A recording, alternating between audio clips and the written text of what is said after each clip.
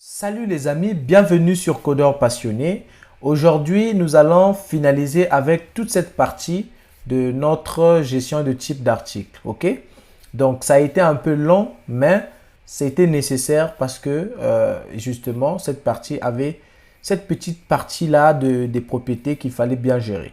Donc, nous allons travailler sur l'édition et la suppression de nos propriétés. Si vous nous rejoignez pour la première fois, abonnez-vous. Au cas contraire, likez la vidéo, partagez-la et puis n'hésitez pas à me faire part de vos commentaires, vos suggestions de tutoriels. Et vraiment, je vais disposer d'un temps très bientôt où je vais travailler sur tout cela pour vous donner le contenu que vous avez besoin. Donc, sans plus tarder, on rentre finalement dans ce qu'on va faire aujourd'hui. Donc, je vais retourner au niveau de mon éditeur de code. Donc, on va travailler sur la suppression. La suppression, à mon avis, je pense que c'est quelque chose de très simple qu'on peut déjà faire. Donc, pour faire la suppression, on a besoin de deux fonctions. Donc, la première fonction, on va tout simplement créer une fonction qu'on va appeler show delete, ok, prompt. Donc, voilà. Et ici, on va tout simplement faire un dispatch. Donc, je vais tout simplement copier ce qui est là. Donc, on avait ici confirm delete, il prend le nom et puis il prend l'ID. On peut faire la même chose ici aussi. Donc, il peut prendre le nom et puis il peut prendre aussi l'ID. Donc, show confirm message. Vous êtes sur le point de supprimer de la liste des propriétés. OK. Propriétés.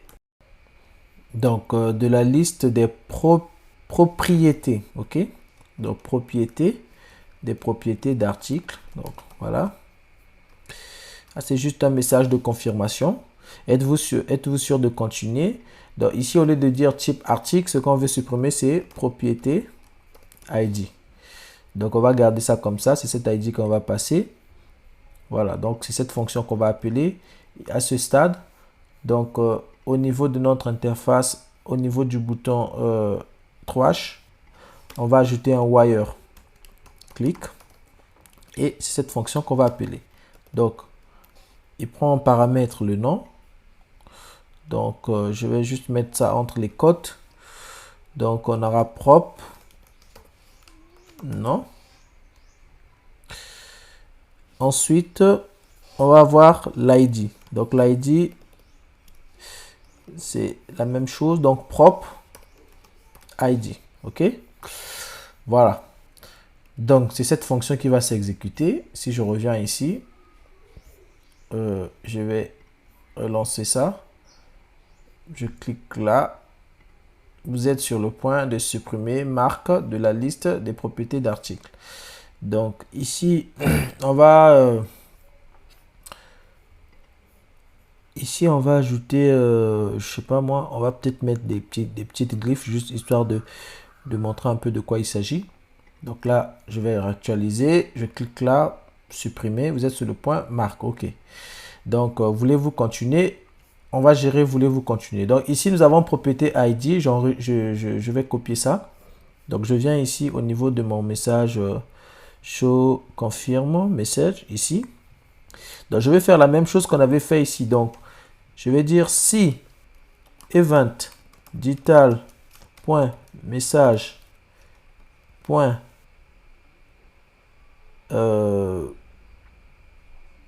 donc si on a data.propriété ID, donc si ça existe, ça veut dire que à ce stade-ci, donc ici on va plutôt prendre type ID également. Donc ici on va vérifier si pour faire la suppression de type article, on vérifie si on a la clé type article ID qui existe, ben c'est ça qu'on va exécuter. Au cas contraire, donc je vais juste copier le code, c'est ça qu'on va exécuter, mais on va appeler delete propre.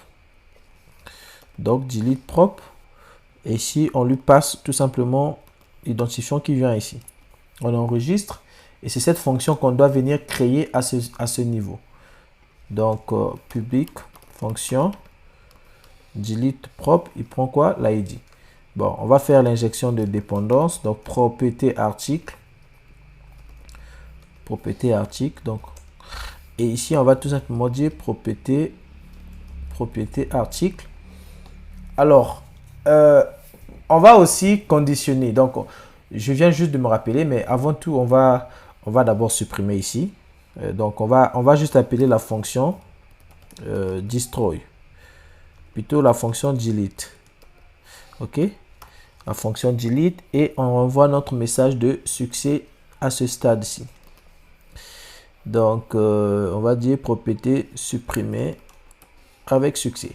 Rappelez-vous, nous avons, dans notre application, nous sommes en train de gérer les profils d'utilisateurs et nous sommes en train on les attribue des rôles et des actions à faire. Mais lorsqu'on appelle ces fonctions, par exemple, au niveau de l'exécution des opérations du genre d'écriture, enfin, de suppression, d'ajout, etc., nous ne sommes pas en train de vérifier si l'utilisateur connecté a bel et bien les droits pour le faire. Donc ça viendra dans lorsqu'on aura fini d'implémenter toute la partie admin, on va maintenant gérer l'accès aux différentes fonctionnalités selon le profil et puis selon les droits qui ont été attribués. Donc ne vous inquiétez pas pour ça. Certainement qu'il y a des gens qui se posent des questions, mais on va gérer ça en ce moment-là. Donc là, on a la suppression, propriété supprimée avec succès. Donc là déjà c'est bien. Alors, il y a une autre chose. Donc, si vous remarquez, donc là, si j'actualise, je clique là, j'ai là, marque. En fait, on va supprimer tout ce qu'on a ajouté là. Êtes-vous sûr de continuer? Si je fais ça, vous voyez que je suis en train de supprimer. Propriété supprimée avec succès. Donc là, la suppression fonctionne correctement. Maintenant, ce que moi j'aimerais faire, j'aimerais appliquer une restriction. D'accord? Une restriction par rapport à la suppression. Je n'aimerais pas qu'on supprime. Imaginez que on avait déjà un article de type électroménager que nous avons ajouté. Ça sous-entendrait que au niveau de notre table article propriété, on devait avoir au fait la propriété article qui est utilisée et l'article qui est utilisé. Donc, l'article ajouté devait être en relation avec la propriété article qui est utilisée. Donc, en l'occurrence ici, par exemple, au niveau de marque, on devait déjà avoir une valeur qui serait renseignée au niveau de cette table. Donc moi, ce que je veux faire, c'est quoi? C'est que je vais limiter la suppression. Je vais faire de telle sorte que on ne peut supprimer que les propriétés qui ne sont pas encore en relation avec des articles. Donc, si on a eu à ajouter des articles et on a eu à renseigner les valeurs de ces propriétés au niveau de ces articles-là, eh bien, il ne faudrait pas qu'on ait la possibilité de supprimer. Parce que si on supprime, on va avoir une incohérence en termes de données par rapport à notre base de données. Donc, je vais ajouter cette condition-là. Donc, comment je sais qu'une propriété article n'est pas en relation? Donc, rappelez-vous, au niveau de propriété article, nous avons ici le type. D'accord? Mais moi, ce que je vais faire, je vais au fait regarder la relation qu'il y a entre propriété article et article. Donc, et article ici. Si la propriété article est liée à article, eh bien, ne fait rien. Donc, c'est cette relation-là que je vais définir. Donc, une propriété article a plusieurs articles. D'accord? Donc, c'est ce que je vais faire ici. Public function article. Donc, si on veut récupérer les articles qui dépendent de cette propriété d'article, eh bien, on va tout simplement dire returns these as many. Donc, il a beaucoup d'articles. OK. Par rapport à... Donc, au fait, ici, on va dire, OK, propriété d'article, il y a beaucoup d'articles. Mais ici, on va... Alors, qu'est-ce que je veux faire ici? On veut tout simplement dire qu'il a beaucoup d'articles. OK. Excusez-moi d'abord, je regarde là. Alors, au fait, les amis, lorsque vous avez une table intermédiaire, donc article propriété, c'est une table intermédiaire qui va enregistrer l'article et la propriété. Donc, pour les entités qui dépendent de cette table-là, si vous voulez, par exemple, au niveau de l'article, récupérer toutes les propriétés, ça sera un belong to. Si vous voulez un belong to many, si vous voulez récupérer également ici, ça sera un belong to many. Donc, c'est ce qu'on va mettre ici. Là, on va faire un belongs to many. Donc, un belongs to many, nous nous sommes en train de cibler ici la table article. Donc, et on va définir ici notre clé, plutôt notre table intermédiaire, c'est article avec au singulier, propriété aussi au singulier. On va définir la clé, notre clé étrangère, propriété article ID. C'est ce qu'on va copier là. Et puis, on va définir la clé finalement de notre article ici. Donc, en faisant ça, on enregistre, on aura au fait les différents articles qui dépendent de ça. Donc, j'enregistre. Donc, la table intermédiaire, c'est ça. Nous, ce qu'on veut dans cette relation, c'est qu'il nous récupère tous les articles qui dépendent de ça. Donc, tous les articles qui sont liés, tous les articles qui sont liés à ça. Donc, c'est pour ça que nous avons mis le modèle article ici. Donc, voici la table intermédiaire. Ensuite, nous donnons au niveau du troisième propriété la clé étrangère de notre modèle qui fait la relation. Et puis ici, on donne la clé étrangère du modèle pour lequel on veut récupérer. Voilà, on veut définir la relation. Donc là, c'est tout. En le faisant ainsi, on enregistre. Donc, si on revient au niveau de notre blade, remarquez ce qu'on peut faire. Donc, à ce stade, on a la possibilité au niveau du bouton supprimer. Donc, on va regarder au niveau de notre modèle ici, là où il y a le bouton supprimer. Donc, ce bouton va être conditionné. On va mettre un if. On va dire si la propriété article, ok. Donc, si vous voulez, on peut compter. Donc, on va dire si count article est supérieur, voilà, est égal à 0. Donc, si c'est égal à 0, en ce moment, tu peux afficher le bouton supprimer. And if. Donc, on s'entend que à ce stade, on n'a pas d'article. Donc, si on compte les articles, donc si on compte les articles qui dépendent, les articles qui sont en relation avec cette propriété et qu'on ne trouve aucun article, eh bien, en ce moment, on peut afficher le bouton supprimer. Ça veut dire que la propriété n'est reliée à rien. Donc, on peut la supprimer. Mais au cas contraire, bah, le bouton supprimer ne va pas s'afficher. OK? Donc là, vous n'allez pas certainement remarquer quelque chose parce que, justement, toutes ces propriétés ne sont pas encore mises en relation. Mais si, par hasard, je viens ici et que je vais trouver un article, on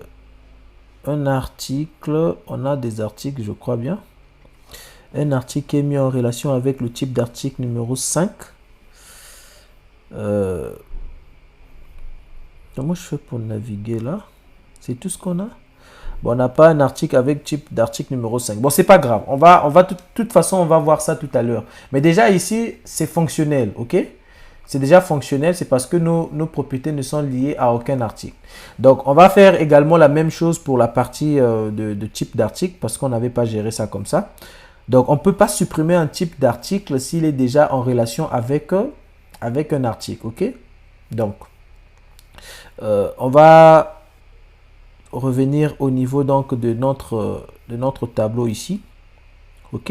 Et on va faire la même chose pour le type d'article. Donc, au niveau de type d'article, voilà, nous avons déjà une relation qui lie type d'article avec les articles. Donc, on va juste se baser sur cette relation-là. Donc, on va dire, pour ce qui est du bouton supprimer, on va faire un if ici.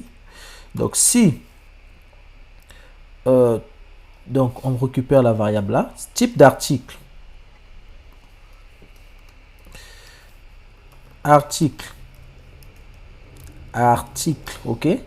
Donc, on va faire un count, Donc, on va compter le nombre d'articles qu'on a. Si c'est égal à 0, en ce moment, tu affiches le bouton supprimer. Bah, au cas contraire, on ne peut pas supprimer un type d'article qui a déjà des articles. D'accord? Donc, si j'enregistre, vous remarquez que appareil électroménager, bah, j'ai au fait, c'est le seul au fait type d'article qui n'a pas encore des données, qui n'est pas lié à un article. Et si vous regardez au niveau de la base de données, c'est vrai. Là, je suis sur la table d'articles, mais je n'ai pas au fait ici un type d'article numéro 5. Vous remarquez? Donc, notre type notre type d'article électroménager, c'est le type d'article numéro 5. Donc, à ce stade ici, on a au fait aucun article qui est relié à ce type d'article. Voilà pourquoi nous avons le bouton supprimer qui est ici là. Donc, pour les autres types d'articles, on ne peut pas les supprimer parce que il y a au fait des articles qui en dépendent. Donc, voilà un peu les amis, c'est tout à fait logique et c'est bien comme ça. Donc là, également, on aura le même comportement une fois que les propriétés seront liées ensemble. Donc là, nous avons fini avec la partie suppression. On va cette fois-ci s'intéresser sur la dernière partie. Il s'agit donc de la partie de la modification. Donc pour modifier aussi, il n'y a rien de bien compliqué. On va commencer par mettre en relation. Donc on revient au niveau de notre module. Ne vous embrouillez pas ici, tout en haut. OK. Donc nous sommes là au niveau du bouton Edit. On va ajouter ici là un wire click et on va appeler Edit Prop. Donc Edit Prop ici va tout simplement prendre un ID, donc l'identifiant de la propriété que nous voulons éditer. Nous voulons modifier. Donc ID. Edit Prop, je copie ça. Je reviens ici et je vais juste créer la fonction Edit tout en bas. Donc Edit Prop, je fais l'injection de dépendance. OK. Donc j'ai déjà ici ma propriété article à supprimer. OK. Donc, alors ici, qu'est-ce qu'on va faire? Nous avons tellement de possibilités pour éditer notre propriété ici là. Donc soit on peut jouer sur ce formulaire. Donc on peut créer un autre formulaire qui sera là uniquement pour l'édition. Donc avec un formulaire où on pourra, quand on clique ici, bam, la valeur s'affiche ici. Et puis on modifie. Quand on valide, ça met à jour. Comme on peut afficher une autre boîte de dialogue. Donc on peut afficher une autre boîte de dialogue Bootstrap avec les paramètres que nous souhaitons. Lorsqu'on clique, on valide, eh bien, il met automatiquement à jour ici. Donc, tout dépend de ce que vous préférez. Donc, on va travailler. Moi, ici, je n'ai pas encore décidé. Parce que je me dis, au fait, si on a un long tableau, lorsqu'on cliquera en bas, on sera obligé de revenir en haut pour faire la modification. Ben, ça ne sera pas trop, en termes d'expérience utilisateur, ce n'est pas trop ça. Donc, moi, je vais préférer afficher une autre boîte de dialogue à ce stade ici. Et c'est ce que je vais faire. Je vais afficher un autre module. Donc, juste comme on a fait pour le add prop, ok, ici là, show prop ici, donc là show model, on va faire la même chose pour edit prop. Donc on va faire edit prop, on va dire show edit model, ok. Donc je vais copier ça, je viens ici, je descends en bas. Donc là où on a le show, donc on a le show, on a toujours aussi le close. Donc on va dupliquer les deux et ici on va juste ajouter edit ici. Et là aussi on va dire model edit, non, on va dire edit. Je crois qu'on va nommer edit model. Donc edit model prop. Et c'est ça qu'on va créer de l'autre côté ici. Donc on va venir créer ce modèle ici. Donc je vais juste copier tout ce qu'il y a ici. On n'a pas besoin du tableau certes. Et je vais venir coller ça un peu plus haut. D'accord? Donc les amis, c'est comme on avait vu, on peut utiliser les includes ici si vous voulez. Un peu comme ce qu'on avait fait de l'autre côté, vous pouvez faire des inclusions. Donc on va le faire peut-être à la fin pour qu'on ait un code un peu plus un peu plus structuré. Donc là, j'ai type article index. Je vais avoir ici edit blade.php. OK. Donc tout ce que j'ai copié ici pour le edit, je viens tout simplement le coller là. Ça fait que je n'ai qu'une seule page à gérer. Je vais faire la même chose pour le addProp.blade.php. Donc là aussi, je vais enlever tout ce qui est ici. Voilà. Et je l'ajoute ici. Donc ici, on va juste renommer. Au lieu de dire edit, on va dire edit prop. Voilà, donc ça fait qu'on a 3 fichiers à gérer, donc c'est beaucoup plus simple comme ça. À ce stade, on n'a que ça, donc c'est beaucoup plus simple à gérer, ok? Si vous voulez, on peut aussi avoir ici la liste. Donc là, si on réduit comme ça, on peut également ici aussi avoir la liste. Liste.blade.php. Donc là, c'est là où on aura notre tableau principal. Voilà. Oups, ça nous fait un code beaucoup plus clean. Donc ici, tout ce qu'on aura à faire, c'est de faire des includes. Un peu comme on a fait hein, pour utilisateurs ici. Vous allez remarquer, on a fait des includes ici. Donc, vous pouvez faire les mêmes includes là. Donc là, bam. La voyeur type article. Et puis, on a ici, on va prendre edit prop. Si vous, ok. Ensuite, on a add prop. Et puis, on a liste. Voilà. Donc, en termes de lisibilité, bah, notre code est beaucoup plus lisible. Donc, si on veut modifier l'édition, bah, on n'a qu'à venir au niveau de l'édit ici, on le modifie. Si on veut modifier l'ajout, etc., etc. Donc, on a la liste ici, pardon. Voilà. Donc, moi, je reviens au niveau de l'édition. J'aurai gestion des caractéristiques, ok. Bah, ici, j'aurai plutôt édition, propriété, et puis on va trouver ce qu'on va mettre par la suite. Ensuite, ici, je vois qu'on a un formulaire. Donc, on peut garder ce même formulaire et on va tout simplement enlever le table qui s'affiche ici. On n'a pas besoin de ce table. Et pour ce qui est du formulaire, on va enlever tous les flex. Bon, en fait, on peut les garder comme ça. Et on va tout simplement enlever le bouton. Bon, on peut d'abord garder comme ça, il n'y a pas de souci. Donc ici, au lieu de dire new prop model, donc ce que moi je vais faire, on va dire new, on va pas dire new prop model, on va dire edit prop model. Donc on copie ici aussi, on fait edit prop model, est obligatoire. Donc wire model, on lui donne déjà une valeur, cette valeur qui sera sélectionnée par défaut. Et nous avons, on va juste remplacer partout ici, là où nous avons des erreurs, on va remplacer par cette nouvelle propriété ici. Et ici, on va dire update prop. Donc ça, c'est une fonction. Ici, on va dire confirmer. Donc, mettre à jour, valider, ok. Je copie le update là, je vais juste le créer ici, pour qu'on n'ait pas d'erreur. Donc, public, fonction, update, voilà. Donc, j'enregistre. Maintenant, on va tout simplement renommer également notre edit model. Donc le model prop ici, on va dire edit model pour qu'il soit pris en compte. Donc là, mon edit model prop, c'est bon. On actualise, propriété, édition.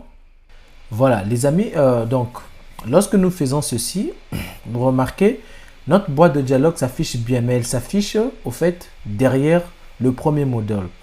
Donc comment on va faire pour les imbriquer? Donc, premièrement, on va commencer par changer le z-index de cette propriété. Donc, je suis au niveau de mon fichier edit prop. Donc, je vais changer la propriété CSS z-index. Je vais mettre 1900, par exemple 1900, juste pour tester. Et puis, on va voir ce que ça va donner. Donc, à ce stade, si j'actualise, je clique là. Je viens sur modifier. Voilà, ça s'affiche devant. Donc là, c'est déjà bien. Lorsque j'essaie de cliquer à l'extérieur, ça ne marche pas. Ok, c'est ce comportement que je veux.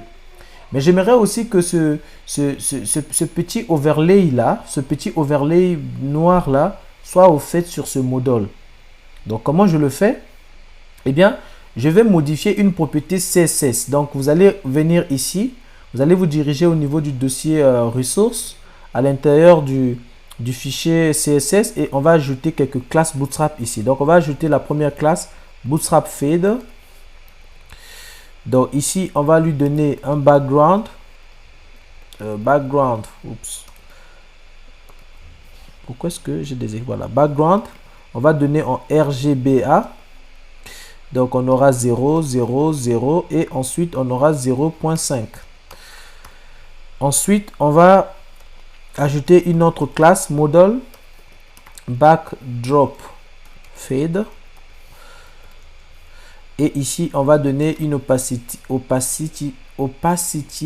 de 0. Donc, puisqu'on vient de modifier le fichier CSS, rappelez-vous, nous sommes en train d'utiliser Laravel Mix. Donc, il faut venir au niveau de notre envie de commande. On va exécuter la commande npm run. Donc, moi, je vais faire watch. Comme ça, toutes les fois qu'on va modifier le CSS, eh bien, il va automatiquement prendre ça en compte. Donc là, tout a été bien compilé. Quand je reviens ici, j'actualise. Je clique ici. Et lorsque je clique là, vous remarquez que j'ai le fond noir qui est ici. Et j'ai également, à ce stade-là, mon champ qui s'affiche correctement. OK? Donc à ce niveau, tout ce qui va rester à faire, si vous voulez augmenter l'opacité, on peut augmenter l'opacité ici.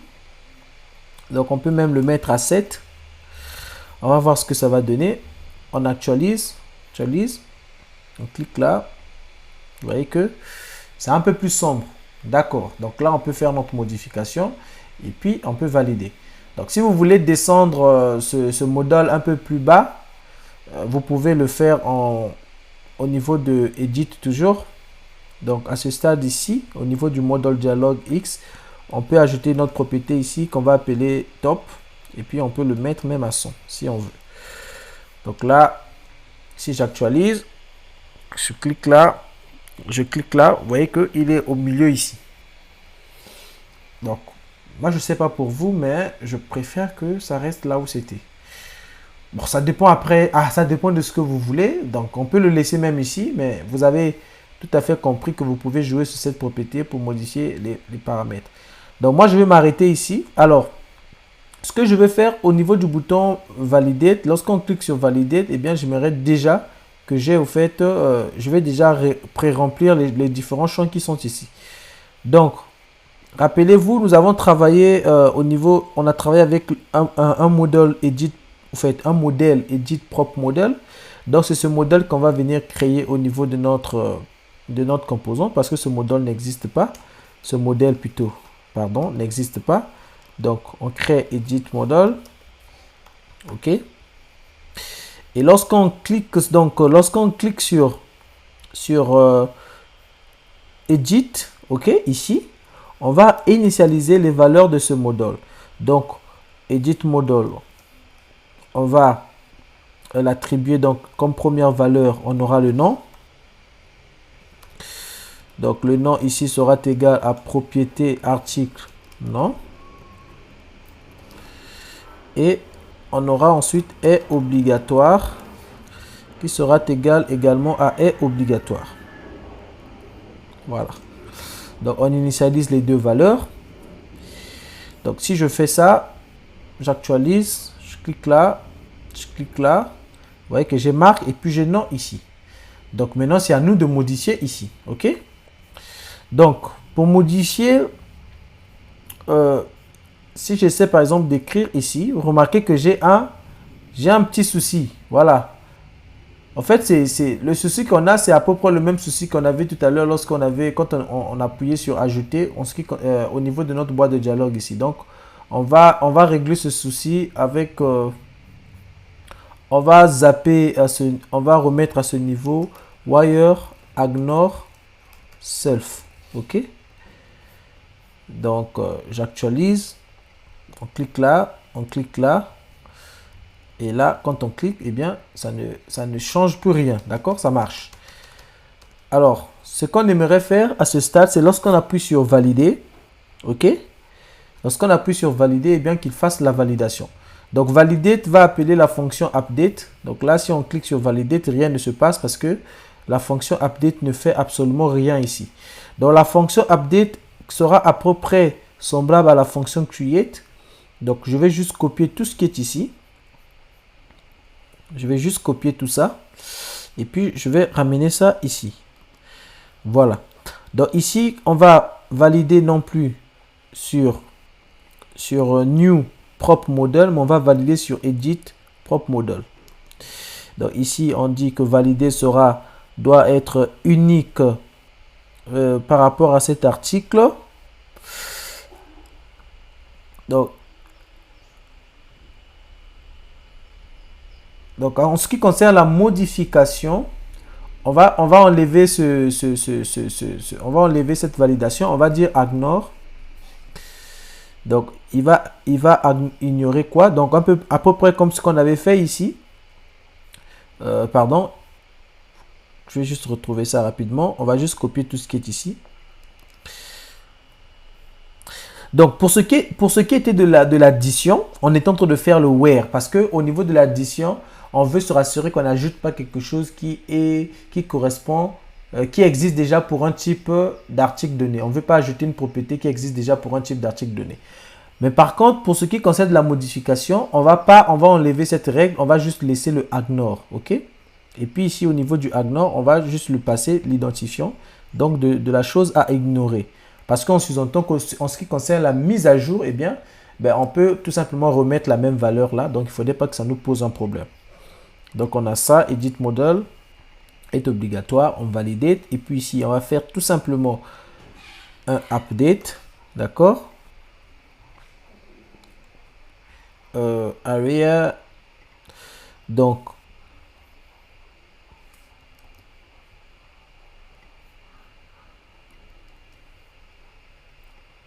on a déjà la propriété ici. Pourquoi est-ce que j'ai une erreur ici? Ok. Ouais, c'est tout à fait normal. Donc, update propre ici, on va récupérer find. Donc,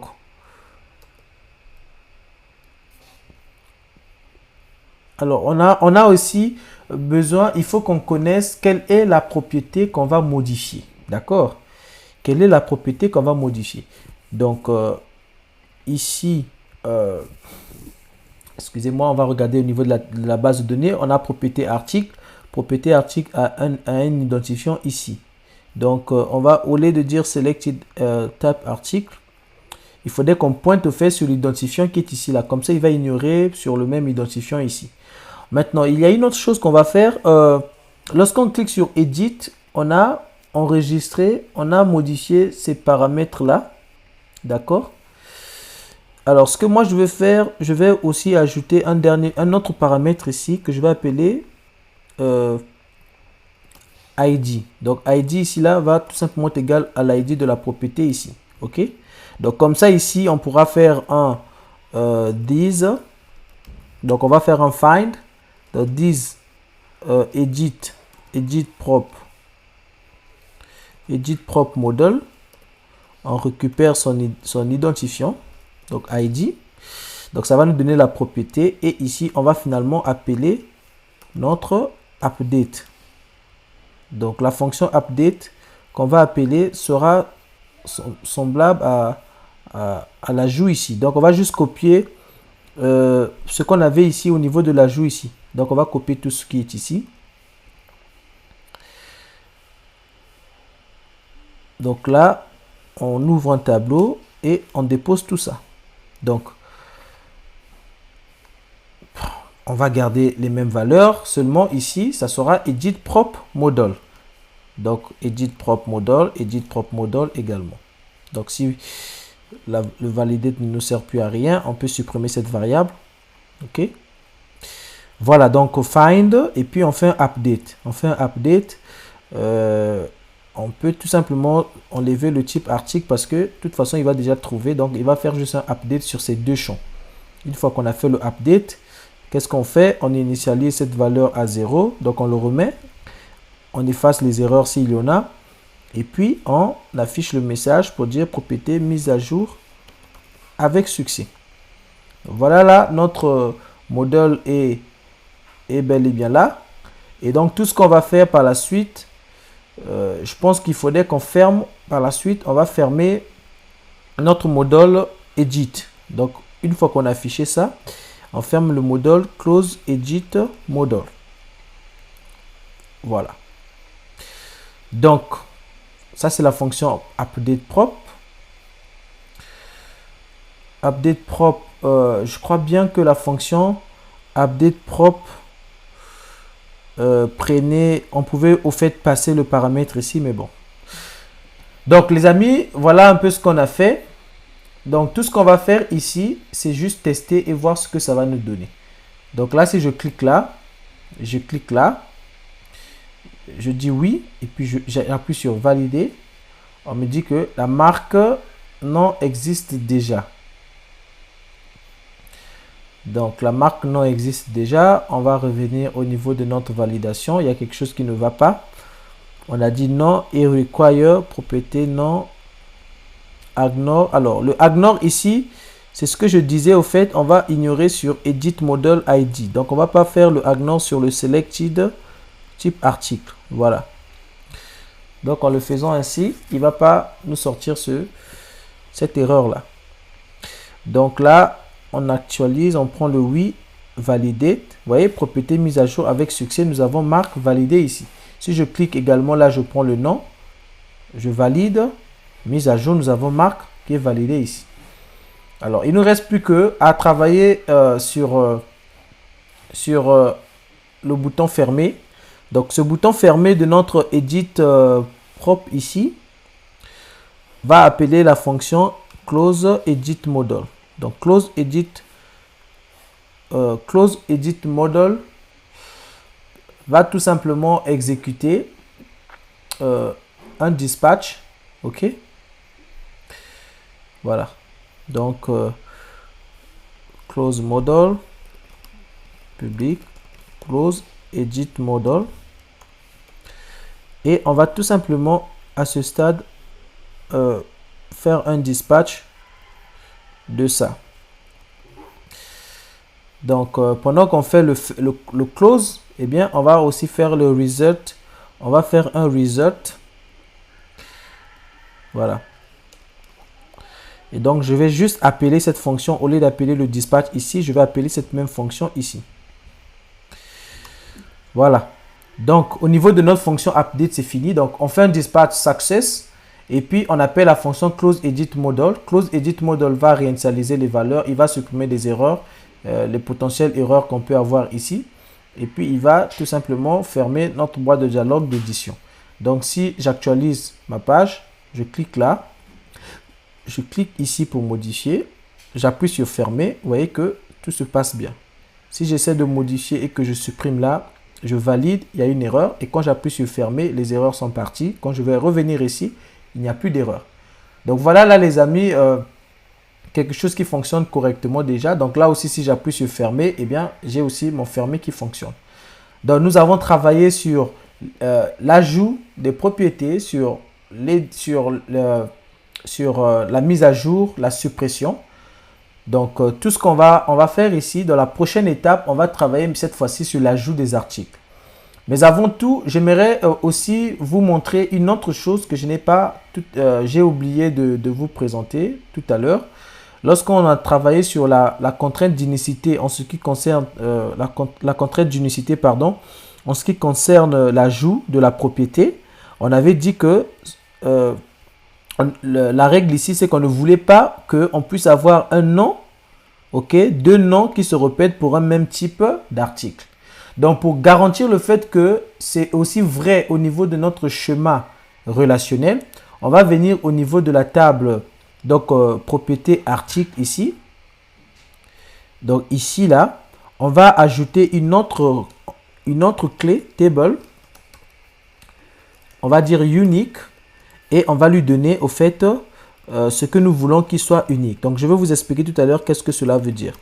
En fait, en faisant ainsi, au niveau de notre migration, nous sommes en train de lui dire, écoute, on aimerait que à chaque fois que l'on veut faire des opérations d'insertion, au fait, on n'aimerait pas avoir dans cette table deux valeurs au niveau du champ nom qui vont pointer aux mêmes valeurs de type article ID. Donc, on ne peut pas avoir deux valeurs de nom qui vont correspondre au même type d'article.